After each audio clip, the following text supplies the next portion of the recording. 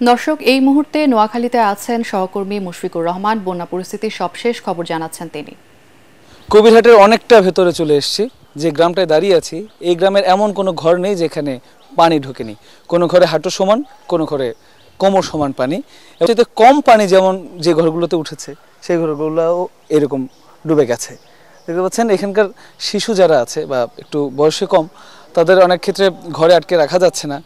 পানি বেশ 7-8 দিন যাবত এই এলাকায় আছে। এর ফলে যেটা হয়েছে, শিশুরা খুব রোগাক্রান্ত হয়ে পড়েছে। আমরা গ্রামের বেশ কয়েকটি ঘরে গিয়েছিলাম, সেখানে আমরা দেখেছি যে অনেক শিশুরা কিন্তু রোগাক্রান্ত হয়ে পড়েছে। এবং যে আশ্রয় কেন্দ্রটা এখন দেখতে পাচ্ছেন, এখানেও কিন্তু বেশ অনেকগুলো পরিবার এখানে এসে উঠেছে তাদের গবাদি পশু এগুলো নিয়ে।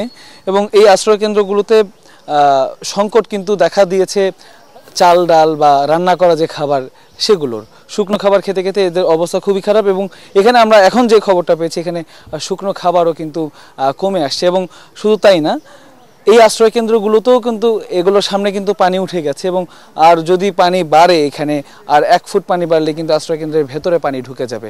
এর ফলে যেটা হয়েছে, অনেকগুলো বিপন্ন মানুষ যারা আশ্রয় নিয়েছে তাদের বাড়িঘর রেখে এসে এখানে, তাদের জীবন কিন্তু পুনরায় বিপন্ন।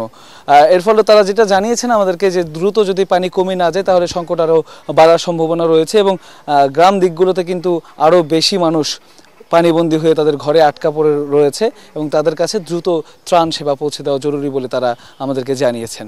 এই ছিল এখনকার মতো আমার কাছে সর্বশেষ।